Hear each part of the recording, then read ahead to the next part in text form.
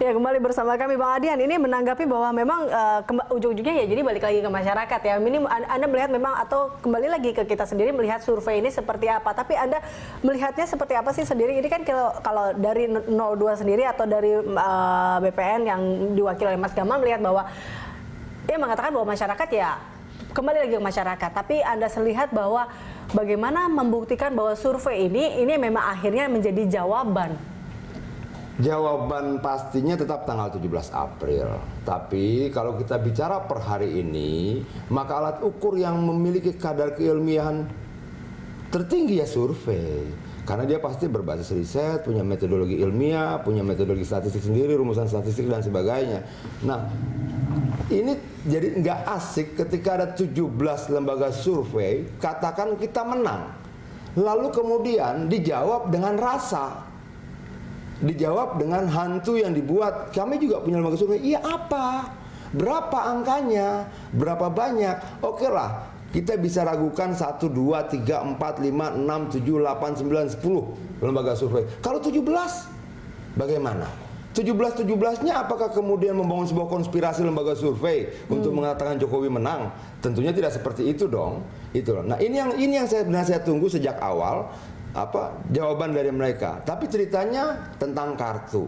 Begini loh, kenapa kartu-kartu itu menjadi penting? Bukan karena Presiden Jokowi gagal dalam 4 tahun, tidak. Tapi perhatian dan penataan administrasi kependudukan kita dalam kaitan dan tingkat pendapatan dan sebagainya, kebutuhan, kemungkinan bertambahnya angkatan kerja dan sebagainya kan harus ditata. Kalau kita bicara negara ya kita bicara administrasi. Kalau kita bicara administrasi harus jelas dong. Ini berapa tingkat ekonominya, pendapatannya segala macam. Oke, negara harus membantu berapa segala macam. Itu tidak ada relevansi dan kegagalan. Kenapa? Karena ada angka-angka lain. Misalnya dalam 4 tahun Jokowi membuka 9,38 juta lapangan pekerjaan. Kemudian angka kemiskinan kita turun sampai 1 digit. Tapi debatlah dengan angka, jangan dengan teori ekonomi. Kalau kita debat dengan teori ekonomi, kita akan debat mazhab ekonomi.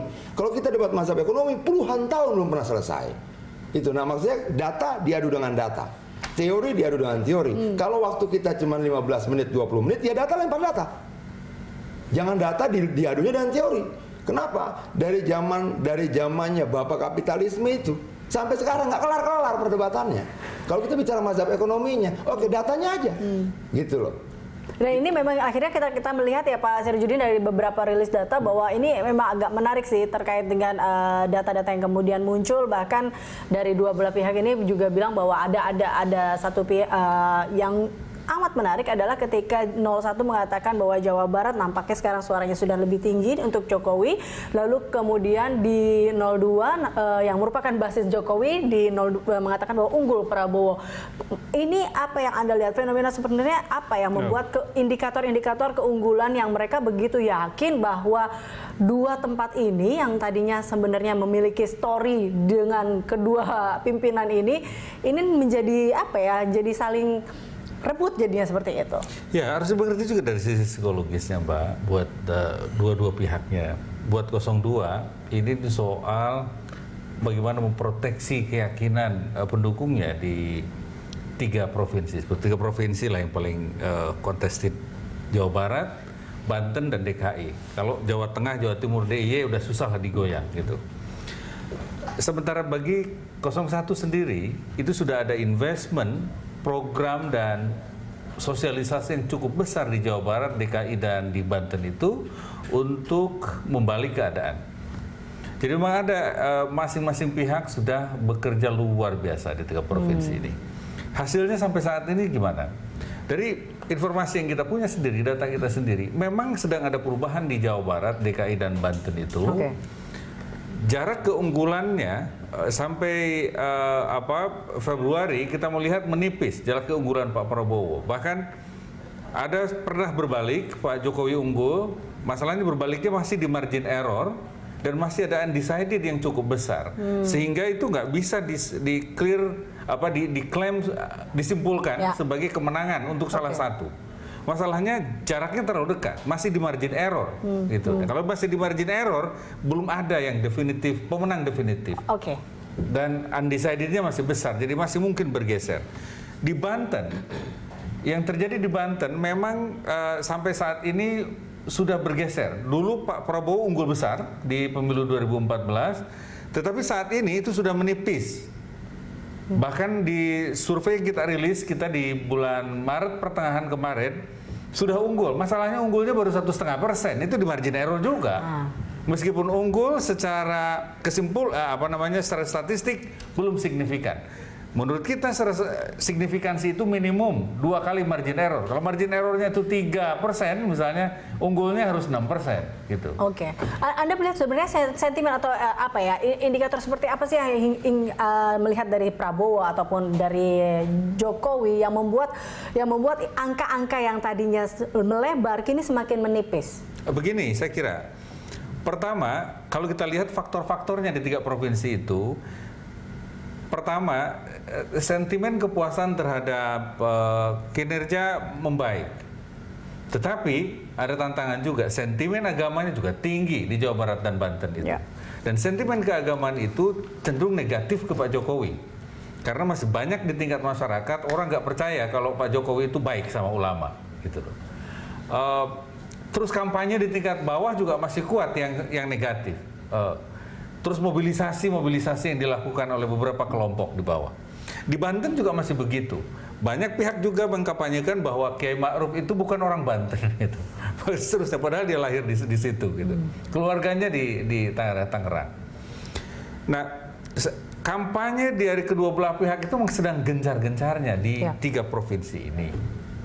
Nah, meskipun kita tahu bahwa Pak Prabowo Sandi juga gencar di daerah Jawa Tengah, mulai masuk di Solo, justru negatif sih ini hasilnya. Ketika makin banyak program sosialisasi Pak Prabowo, Pak Sandi di Solo, di Jawa Tengah, keunggulan Pak Jokowi justru lebih tinggi. Jadi resistensi mereka menguat dan konsolidasi mereka semakin besar. Karena sementara Jawa Barat, DKI dan Banten, sampai saat ini kita belum melihat siapa yang unggul secara signifikan.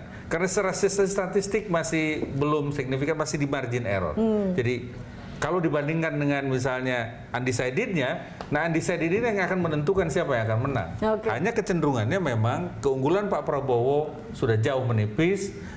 Di Banten unggul Pak Jokowi tapi hanya 1,5%. Di Jawa Barat naik turun gitu dalam 5 bulan terakhir. Jokowi pernah unggul, Pak Jokowi berbalik lagi terus gitu. Tapi ini masih dinamis sampai nanti akhirnya penentuannya adalah di 17 April nanti. Mungkin terakhir, Mas Gamal, ini kalau memang kita lihat Jawa begitu berpengaruh, begitu seksi dilihat oleh kedua pasangan ini, dan Anda melihat bagaimanapun ini survei kan juga ada dari 17 lembaga dan juga survei internal juga sudah dilakukan oleh BPN. Lalu apa mungkin strategi yang akan dilakukan untuk menarik hati Jawa ini?